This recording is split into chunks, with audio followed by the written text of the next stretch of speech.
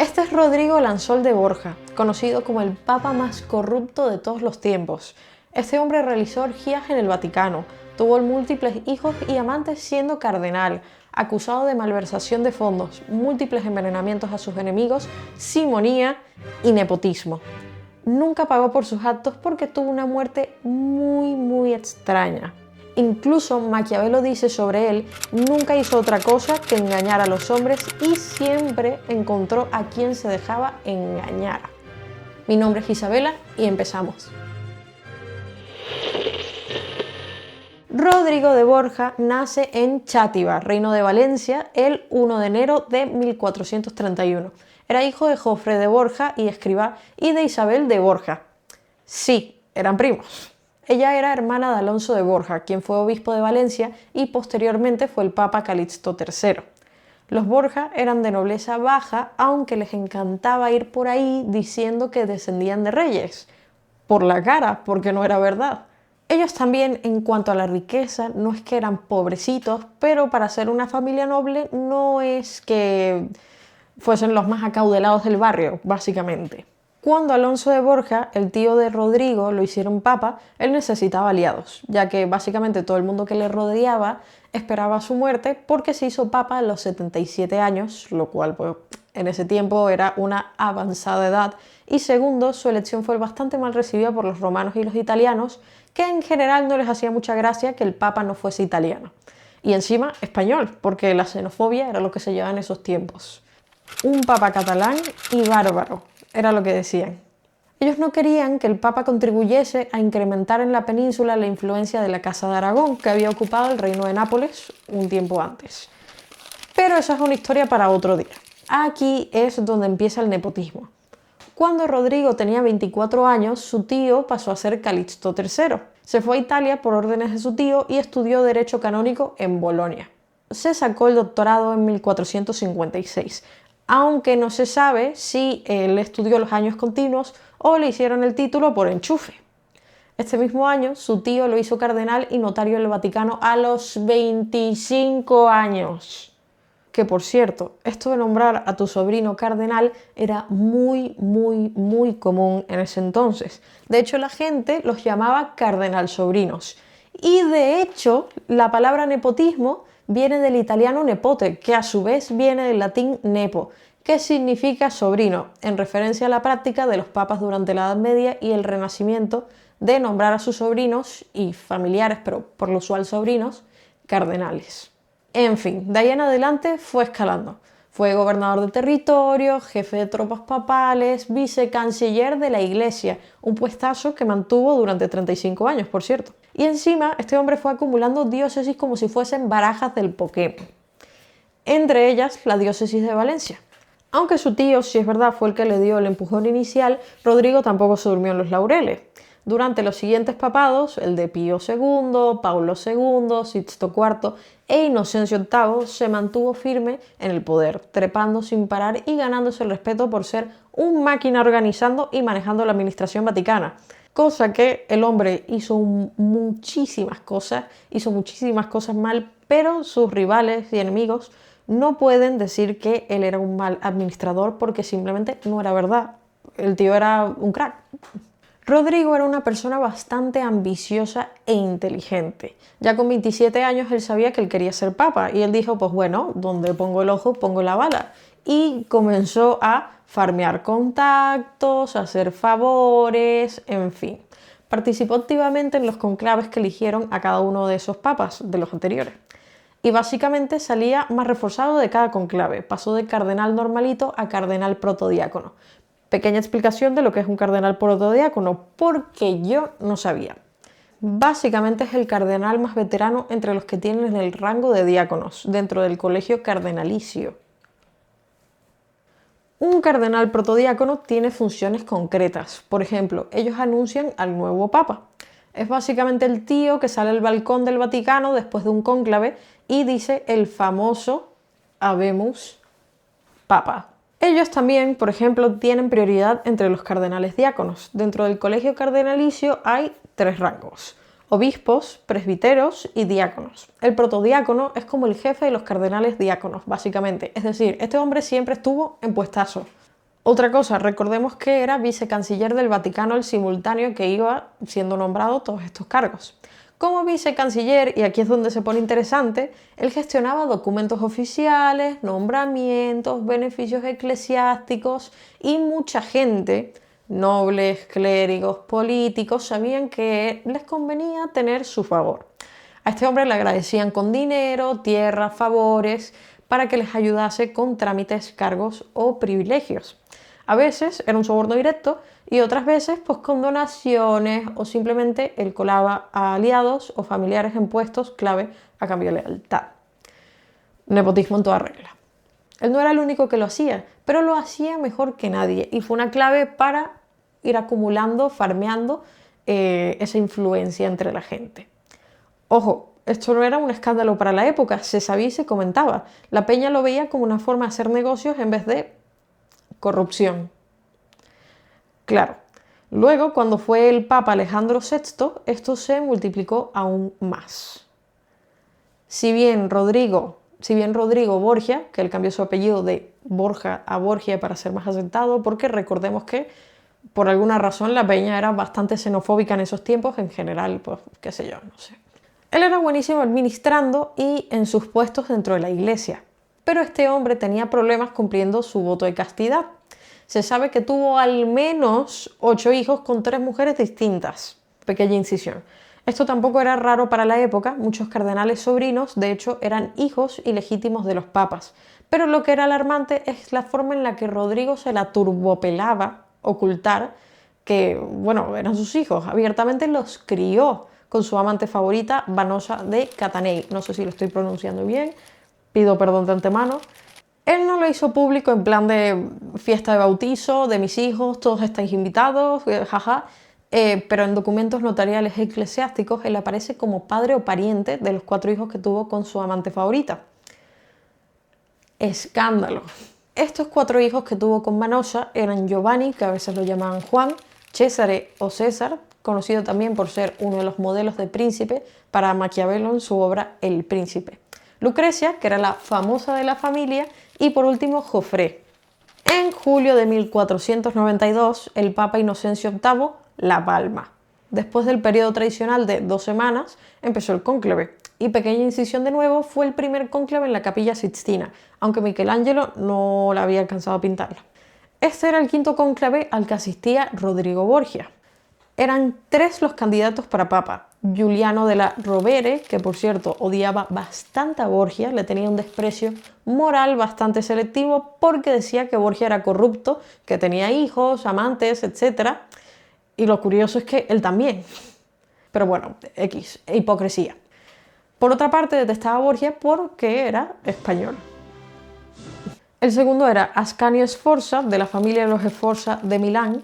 No me extiendo, pero eran básicamente una familia muy tocha. Su hermano, de hecho, era duque de Milán. Al final ganó Borgia, con la ayuda de Sforza y sus partidarios gracias a ofrecerle el puesto de vicecanciller de la iglesia, el puesto que él tenía desde hace 35 años y el segundo mejor puesto del Vaticano. Además se rumorea que puede ser que haya sobornado a algunos cardenales para que le votaran. De la Rovere se llevó un cabreo eterno. Consideró a todos los Borgia sus enemigos y fue muy abierto sobre su opinión. Para él, básicamente, Rodrigo Borgia se compró el papado. Rodrigo Borgia asciende como papa con el nombre Alejandro Alexander VI, siendo una posible alusión a Alejandro Magno. En diferencia de su tío, Rodrigo Borgia fue muy popular con el pueblo romano que le conocía por su puesto como vicecanciller. Esto no le hizo mucha gracia a la nobleza, ya que seguía siendo pues, un papa español y pues, bueno, todos eran xenofóbicos y ¿qué les puedo decir? Ya está, no les gustaba. Como sus predecesores, Borgia construiría un sistema de aliados a base de nepotismo. En 1493 incluyó en el Colegio de Cardenales a 12 nuevos miembros, entre ellos a su hijo Cesare y Alejandro Farnese, el hermano de Giulia Farnese, su amante. Que por cierto, ella tenía entre 15 o 16 años cuando empezó su relación con Rodrigo Borgia, que tenía 60. ¿Recuerdan que les dije que Rodrigo Borgia se la turbopelaba a esconder el hecho de que rompía sus votos de castidad constantemente? Bueno, él mudó a Giulia y a su hija Laura, que seguramente era hija de Rodrigo Borgia, al Vaticano con él. Giulia, por cierto, estaba casada con Orsino Orsini, que era básicamente una tapadera, que para la absoluta nada. Cesare, Giovanni, Lucrecia y Joffre Borgia eran de una relación anterior con Vanessa Catanei y vivían muy cerca del Vaticano, aunque no dentro del Palacio Apostólico como Giulia. Eso sí, Lucrecia vivió por temporadas en el Vaticano, especialmente cuando su padre organizaba matrimonios o la dejaba de regente papal, porque ella llegó a ser regente papal. Gran parte de los planes de Rodrigo incluían a sus hijos. Hizo a su segundo hijo Giovanni el capitán del ejército del Vaticano y de hecho fue el duque de Gandía. Giovanni era su hijo favorito, aunque no era ni muy buen estratega ni muy buen militar. Hablando de Giovanni, el 14 de junio de 1497, antes de irse a Nápoles, él fue a una cena en casa de su madre Vanosa junto con su hermano Cesare y, bueno, más gente random. Después de la cena, los dos hermanos se fueron juntos. Pero en algún punto el duque se separó de Cesare y se fue con su escudero y un tío enmascarado con el que había sido visto antes en la plaza de los judíos. Giovanni le dice al escudero que lo esperase 1 hora y si no volvía, pues que se fuese solo. Sospechoso. A la mañana siguiente Giovanni pues no aparecía, no estaba por ningún lado, pero pensaron que, bueno, estaría por ahí ligando o donde sea que Giovanni estuviese. Sin embargo, al caer la noche, todo el mundo se empezó a preocupar y ordenaron buscarlo. Y encontraron al escudero muy malherido e inconsciente y a la mula del duque con los estribos cortados. Esto es un estribo. Lo cual era señal de que, bueno, algo bastante chungo había pasado. El día 16, un leñador eslavo que tenía su barca junto al río dijo que había visto a varios hombres tirar un cuerpo al Tíber la noche del 14. Entonces mandaron a buzos y pescadores a buscar a ver si había suerte. Y vaya que sí la hubo. Encontraron el cuerpo de Giovanni, que había sido degollado y tenía 9 puñaladas, pero aún llevaba su ropa y 30 ducados encima. O sea, no había sido por dinero, fue un asesinato planeado. Rodrigo Borgia quedó devastado, dejó de comer y dormir por días.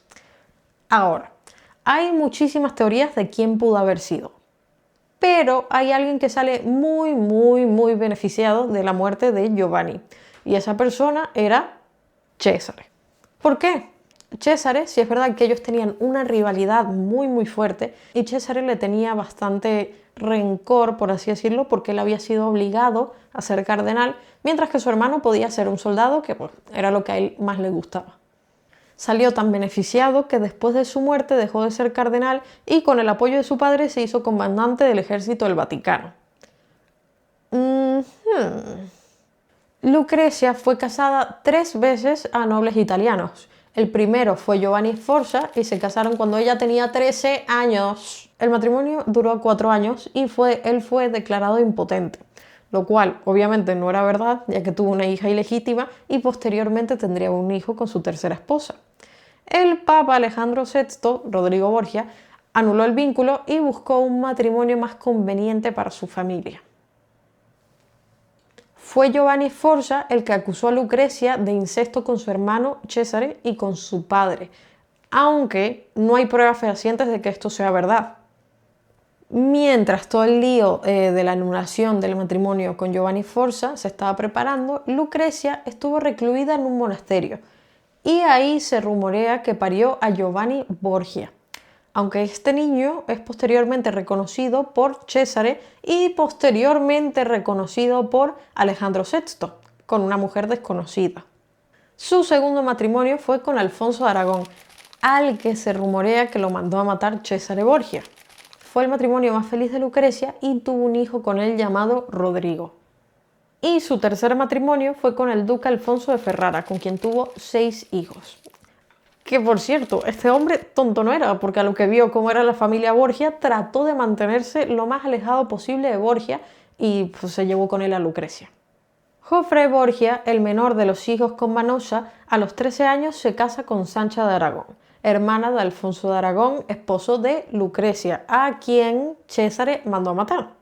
Posiblemente. Se rumorea también que Sancha de Aragón tuvo amoríos con ambos de los hermanos mayores de Joffre. Eso siendo un breve resumen de la vida de sus hijos. Pero ahora vámonos a lo interesante, sus escándalos.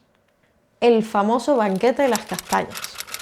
El 30 de octubre de 1501 se celebró en el Vaticano una de las fiestas más comentadas y escandalosas del Renacimiento.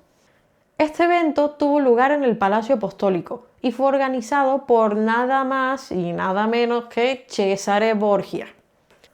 Según el único testimonio que se conserva de un señor muy serio llamado Johannes Burchard, Johannes Burchard, él era maestro de ceremonias del Papa. Aquella noche se montó una fiesta bastante subida de tono. Hubo mucho vino, mucha comida, muchas personas contratadas para animar el ambiente, prostitutas. Supuestamente lo que pasa es que lanzaron castañas al suelo y las cortesanas que estaban en la fiesta, que en un principio estaban vestidas, pero después, según el testimonio ya no, se agacharon a buscar las castañas y luego se formaron algunos juegos que no eran precisamente muy religiosos en la casa del Señor. Voy a poner un pedacito del testimonio para que se pueda leer bien de qué iba la fiesta, pero bueno, se rumorea que esta fiesta fueron el mismo Papa Alejandro VI, su hija Lucrecia y pues, el mismo César. Aunque esto no está del todo confirmado y puede ser que sea un chisme exagerado. O puede ser que no, no se sabe. La misteriosa muerte del cardenal Giovanni Battista Orsini. Esto pasa en 1503 y era un miembro de las familias más nobles y más poderosas de Roma. Ocurrió tras ser arrestado por orden del Papa y encarcelado en el castillo Saint Angelo. Sus propiedades fueron confiscadas por los Borgia, lo cual reforzó la creencia de que Alejandro eliminaba a sus rivales poderosos para apropiarse de sus riquezas, sus tierras, títulos, etc. Impuestos. En 1492, cuando España expulsó a los judíos, el Papa Borgia les permitió quedarse o instalarse en los territorios pontificios a cambio de un pequeño pago de un pequeño impuesto. No importaba si eran comerciantes, médicos, banqueros, artesanos, etc.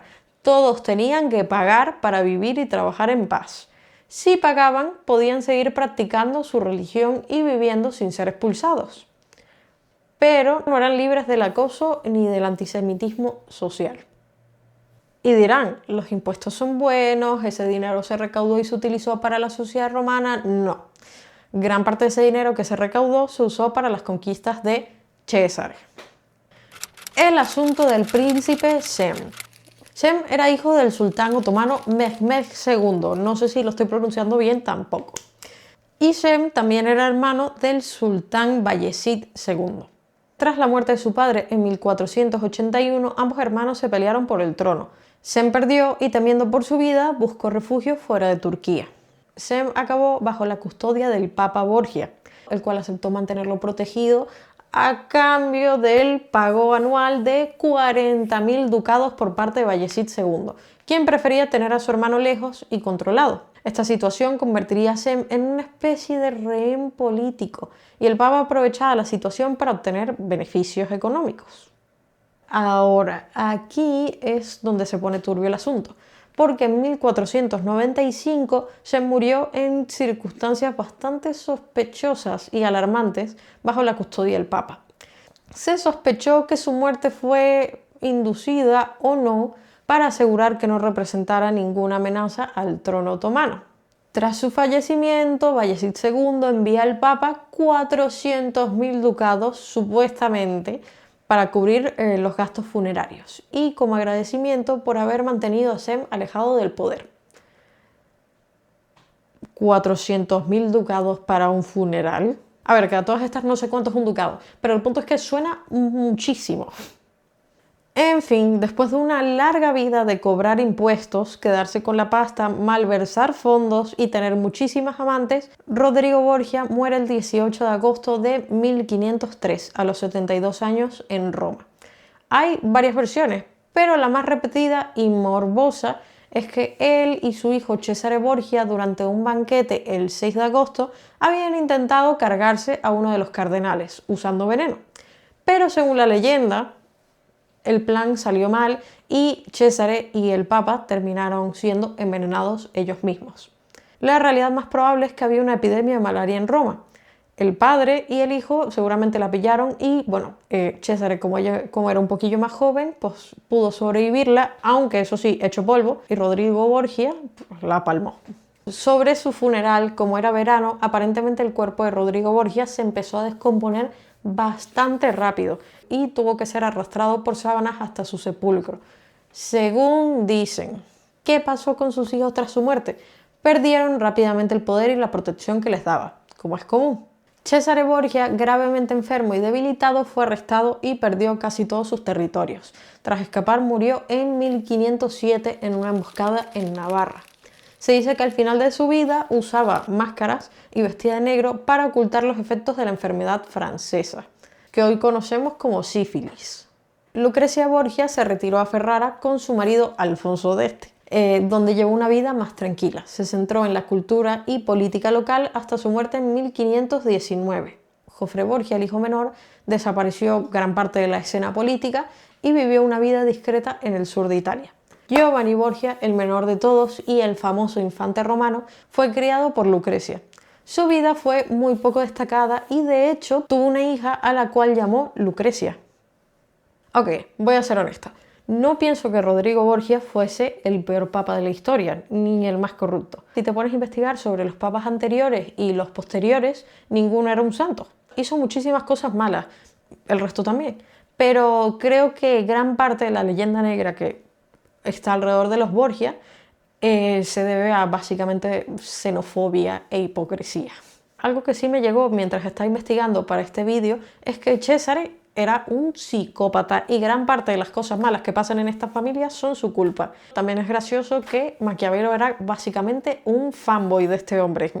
Otra cosa que personalmente pienso es que Lucrecia es básicamente una víctima de su hermano y su padre y es un personaje histórico bastante incomprendido. Moral de la historia, César está loco, Rodrigo Borgia se murió haciendo lo que más amaba, posiblemente envenenando gente, malversando fondos, teniendo amantes, y Lucrecia Borgia es una víctima de su familia. Lucrecia Borgia, al final realmente no hablé tanto de ella porque esto es un vídeo de su padre y simplemente puse un pequeño contexto para que sepas que ella es su hija, al final es la más famosa de la familia. Pero es un personaje muy interesante y bueno, comentarme si les gustaría un vídeo más extenso sobre Lucrecia y si en general les ha gustado el vídeo, qué les ha parecido, en fin. Gracias y hasta la próxima.